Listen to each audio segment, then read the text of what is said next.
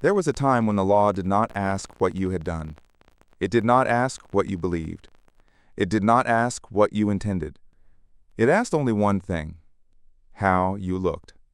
In several American cities, simply appearing in public could be enough to break the law. No violence was required. No theft. No disturbance. Visibility alone was sufficient. These laws did not describe actions. They described bodies. They listed physical conditions, injuries, and visible differences, and treated them not as medical realities but as public problems. The street was no longer a neutral ground. Sidewalks, parks, and city squares became regulated spaces where only certain kinds of people were allowed to exist without consequence. The language used was calm, administrative, carefully detached. There were no words like cruelty or punishment. Only terms such as unsightly, offensive, undesirable. The effect was simple. If your body disrupted the image of the city could remove you. This was not an emergency measure. It was not temporary. It was written into municipal codes and enforced by police officers as routine procedure. A person did not need to speak. They did not need to ask for money. They did not need to draw attention. Their presence was enough. These laws did not create criminals. They redefined who could be seen. And once visibility itself became a legal category, the meaning of public space changed permanently.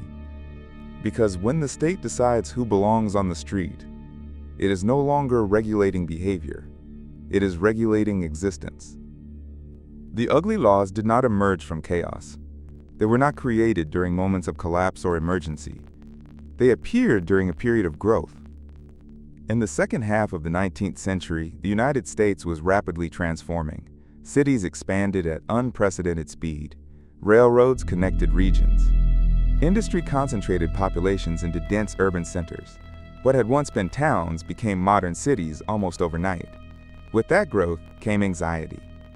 Urban governments began to see the city not only as a place where people lived, but as a space that needed to be managed, displayed, and controlled. Streets were no longer just routes of movement. They became symbols of progress, order, and national confidence. Modernity had an image, and that image had to be protected. It was in this context that municipal governments began passing ordinances regulating who could occupy public space. These were not federal laws. They were local decisions embedded quietly into city codes, enforced by police as part of everyday administration. The first widely cited ugly law was enacted in Chicago in 1881. Others followed in the decades that came after. By the turn of the 20th century, similar ordinances existed in multiple American cities. This timing matters. These laws did not belong to a medieval past. They belonged to the age of electricity, railways, and skyscrapers.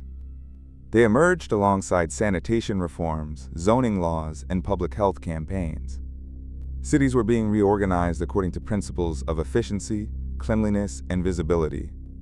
What could be seen mattered. What disrupted the visual order was treated as a threat. Municipal records from the period show a growing concern with what officials described as, quote, public nuisances. This category expanded beyond noise or obstruction. It began to include people themselves, not because they acted violently, but because they were visible reminders of poverty, injury, and physical difference. The modern city promised progress, but progress required contrast. Suffering bodies contradicted the narrative of advancement. They exposed inequality. They challenged the idea that urban life was improving conditions for everyone. The solution was not to eliminate suffering. It was to remove it from sight. By embedding these decisions into law, cities gave themselves a mechanism that appeared neutral and rational. There was no need for moral debate. The ordinance existed. Enforcement followed. The language was technical. The process was routine. And because these laws were local, they attracted little national attention. There were no sweeping debates in Congress, no constitutional crises. They existed below the level of spectacle, operating quietly within municipal authority. This is why they lasted. Some of these ordinances remained on the books for decades. In certain cities, they survived well into the 20th century, long after the conditions that supposedly justified them had changed. They were products of a moment when visibility became a political concern, when cities believed that controlling appearance was part of governance. The ugly laws were not an accident of history. They were a deliberate outcome of modern urban thinking. They were born not from fear of disorder, but from the desire to appear ordered. And once appearance became a legal concern, the foundation was set for laws that would define who belonged in public and who did not. The ugly laws were not national policy. They did not originate from Congress or federal courts. They were local. Their power came precisely from that fact. These ordinances were written and enforced at the municipal level, embedded into city codes, alongside rules about sanitation, noise, vagrancy, and public conduct. They were treated as practical tools of urban management, not as extraordinary measures. This meant their reach was intimate. They operated street by street. The most frequently cited example comes from Chicago, where an ordinance enacted in 1881 made it illegal for any person who was diseased, maimed, mutilated, or deformed to appear in public if their presence was considered offensive. Similar laws appeared in other major cities. San Francisco adopted comparable regulations, as did New York, New Orleans, and several smaller urban centers. These were not rural towns. They were ports, industrial hubs, and gateways of immigration. The places where the nation most wanted to display its modern identity were the same places where visibility was most tightly controlled. Public space was the focus. The laws applied to sidewalks, parks, plazas, and streets, areas designed to be shared but increasingly curated. These spaces were meant to communicate stability and prosperity, especially to visitors, investors, and the growing middle class. Visibility in these environments was not accidental. It was political. Municipal authorities understood that cities were constantly being watched by outsiders, by businesses, by rival cities. Urban appearance became a form of competition. Clean streets signaled progress. Orderly crowds suggested control. Those who disrupted that image, even passively, were treated as obstacles. Enforcement was delegated to police officers, not medical professionals or social workers. This mattered. It framed the issue as one of order, not care. Officers were empowered to decide, on site, whether a person's appearance violated the ordinance. There was no standardized test, no medical review, no formal hearing. The decision happened in public, often instantly. Because the laws were local, their application varied. Some cities enforced them aggressively. Others relied on the existence of the ordinance as a deterrent. In both cases, the effect was the same. People learned where they were not welcome. The geography of the city changed. Certain streets became safer for some bodies than others. Certain neighborhoods absorbed those who had been pushed out of visible spaces. Institutions were often located on the margins, physically separating those deemed unacceptable from the centers of civic life. This was not hidden. The presence of these laws signaled, clearly and openly, that public space belonged to a specific kind of citizen, one who fit the visual expectations of the modern city. What makes this significant is not only where the laws existed, but where they did not need to exist. Once written into code, the ordinance did not require constant enforcement to function. Its mere presence reshaped behavior. People adjusted their movement, their routes, their visibility. They learned which parts of the city were no longer theirs. In this way, the ugly laws transformed cities into selective environments, not through walls or fences, but through regulation of sight. They did not divide space by class alone. They divided it by appearance. And because these divisions were enforced locally, they blended seamlessly into everyday urban life, unnoticed by many, inescapable for others. The ugly laws did not describe crimes. They described people. This distinction is essential. Most laws define actions: theft, assault, trespassing. They require behavior, intent, or consequence. These laws required none of that. They operated entirely on appearance. Municipal ordinances used language that was precise, cold, and deliberately vague. Terms like diseased, maimed, mutilated, and deformed were written into law without clear medical definition. What mattered was not diagnosis, but perception. The standard was not health, it was offense. If a person's presence was judged to be visually disturbing to the public, that judgment alone was enough. The law did not require that anyone complain. It did not require that the person speak, ask for help, or obstruct passage. Visibility was the condition. Offensiveness was the verdict. There was no requirement to prove harm. no requirement to demonstrate disruption, no requirement to show intent. The body itself became the evidence.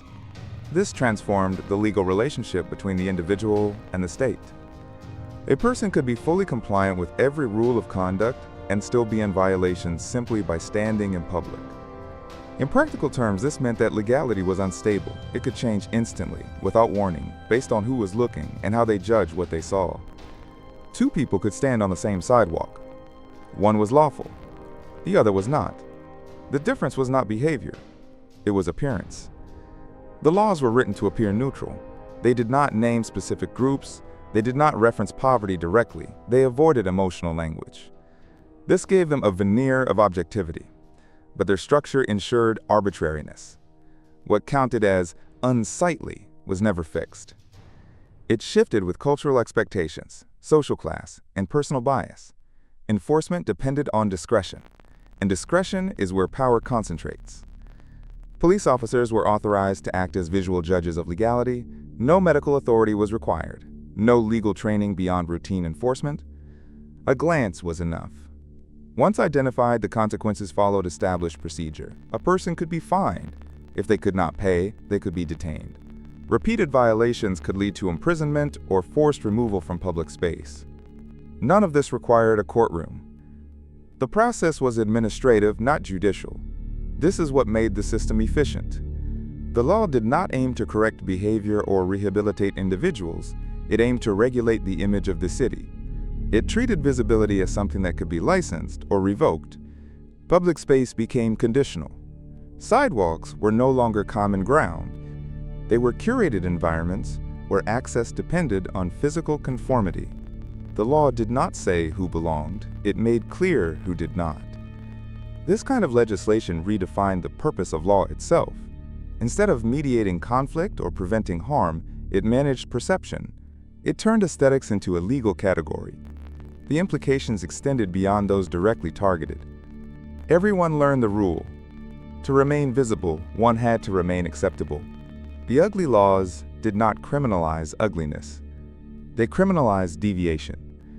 And by doing so, they established a precedent that would echo far beyond their repeal. That the state could decide, through law, which bodies were permitted to exist in public view. Subscribe to the channel. This is where power, history, and technology are examined without comfort. The ugly laws did not target a single category of people. They created one. Anyone whose body disrupted the visual order of the city could be included. The language of the ordinances was broad by design. It allowed authorities to act without having to name specific conditions. What mattered was visibility, and whether that visibility was considered acceptable. People with physical disabilities were among the most affected, missing limbs. Irregular movement, visible impairments. These were not hidden conditions. They could not be concealed. The body itself made the judgment unavoidable. Chronic illness also placed people at risk. Diseases that marked the skin or altered posture made individuals legally vulnerable in public space. The law did not ask whether a condition was temporary or permanent. It did not consider treatment or recovery. It considered appearance. Children born with visible differences were not exempt. Age offered no protection, neither did innocence. If a child's presence could be interpreted as disturbing to public sensibility, the law applied. The elderly poor were also frequently targeted. Bodies weakened by labor and age did not fit the image of progress cities wanted to present. Frailty became a visual liability. But no group reveals the logic of these laws more clearly than war veterans. Men who had been injured in service returned to civilian life permanently altered. The loss of limbs, disfigurement, and impaired movement were physical records of state-sanctioned violence. These bodies existed because the state had demanded sacrifice. Yet once the war ended, that sacrifice lost its protective value. Veterans who appeared in public bearing visible injuries were treated no differently under the law. There were no broad exemptions, no automatic recognition. In some cities, the same bodies that had once symbolized duty and patriotism were now classified as public nuisances. The transition was quiet. There was no formal declaration that veterans were no longer welcome. There was simply a law already in place, applied without distinction. This reveals the defining characteristic of the ugly laws. They did not judge worth, contribution, or intent. They judged appearance alone. A person could have worked, served, and complied with every expectation placed upon them and still be rendered illegal in public space. The laws did not require malice to function. They required only indifference. Their strength came from their ability to reduce human lives to visual categories. Those affected learned quickly. Some avoided public areas entirely. Others restricted their movement to certain streets or hours. Many disappeared into institutions or private spaces not because they were forced immediately, but because the risk of being seen became constant. In this way, the ugly laws did more than remove people from streets. They reshaped daily behavior. They taught certain individuals that visibility itself was dangerous, that presence could trigger punishment, that the safest option was absence.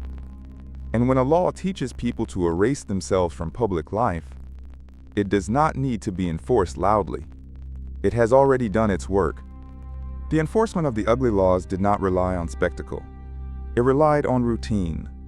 There were no mass roundups, no public announcements.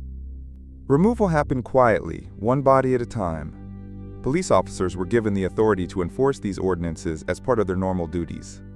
There was no special unit, no separate process. A person's legality could be assessed during an ordinary patrol. The encounter required no accusation of behavior, no complaint from the public, no evidence beyond appearance. If an officer judged a person to be in violation, the response followed a simple sequence. First, there was the warning, or citation. In some cases, individuals were ordered to leave the area immediately. In others, they were fined. The amount varied by city, but the logic was consistent. Non-compliance was treated as disobedience. For many, paying the fine was impossible. Poverty was not the target of the law, but it shaped its consequences. Failure to pay could result in detention. Repeated encounters increased the risk of arrest.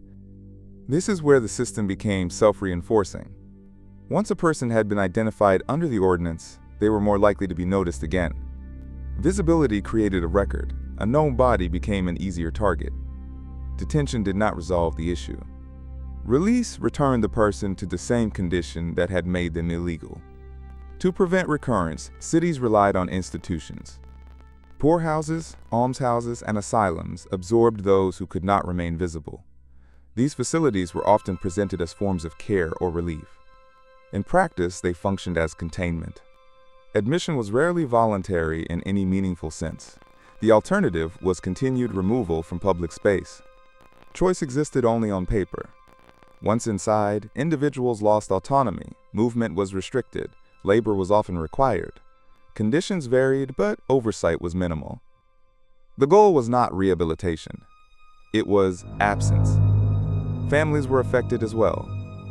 Those removed from public life were often separated from relatives or pushed into dependence. Visibility did not end at the individual level. It extended outward, shaping entire households. Importantly, enforcement did not need to be constant to be effective. The existence of the law was enough to change behavior. People learned which streets to avoid, which hours were safer, which neighborhoods were less monitored. Some stopped leaving their homes altogether. This created a form of silent compliance. The city appeared cleaner, not because suffering had been reduced, but because it had been displaced. The process left little documentation. Encounters were brief. Decisions were discretionary. Most removals did not generate detailed records. This lack of visibility protected the system. There were no dramatic scenes to protest, no single moment to challenge. The harm accumulated slowly, through repetition. By the time the ugly laws were questioned, their effects had already reshaped urban life. They had trained the city to function without certain people. And once a system learns to operate through quiet removal, it does not require force to sustain itself. It requires only permission. The ugly laws did not end with a single decision. There was no moment of collective realization, no formal reckoning. They faded. Over the course of the 20th century, these ordinances were quietly repealed, ignored, or removed from municipal codes. Some disappeared early. Others remained on the books for decades, long after the conditions that produced them had changed. In certain cities, versions of these laws survived into the mid-20th century. In at least one case, repeal did not occur until the 1970s. The reason for their disappearance matters. They were not overturned because they were recognized as violent. They were not widely debated as unjust. They became inconvenient. As public attitudes shifted, the language of the ordinances began to attract scrutiny. Words that once sounded administrative began to sound embarrassing. Cities grew more aware of how they appeared, not just locally, but nationally. The image changed. What had once been justified as urban order came to be seen as crude, outdated, incompatible with a new public identity. The laws no longer matched the story cities wanted to tell about themselves. So they were removed, not replaced, not confronted, simply erased. But removal from the legal code did not erase the logic that produced them. The idea that public space must be curated remained intact. The belief that certain bodies disrupt order did not disappear, it adapted. Visibility was no longer regulated through explicit appearance-based ordinances. It was managed through zoning, policing priorities, institutionalization, and later, through subtler forms of exclusion. The language softened. The mechanisms diversified. But the central question persisted. Who belongs in public view? The ugly laws revealed something fundamental about governance. They demonstrated how easily law can move from regulating behavior to regulating existence, and how quietly that shift can occur. No conspiracy was required. No authoritarian regime. Only routine administration and the power to define normality. Their legacy is not found in court records alone. It exists in the way cities continue to separate, redirect, and contain, in how visibility is still treated as a privilege rather than a right. The danger of the ugly laws was never limited to their text. It was embedded in their structure. They taught institutions that suffering could be managed by removing it from sight, that problems do not need to be solved if they can be hidden. That legality can depend on how closely a body aligns with expectation. Once that lesson is learned, it does not need to be written again. The laws ended. The logic did not. And when the state no longer needs to say who cannot be seen, it is often because the system already knows.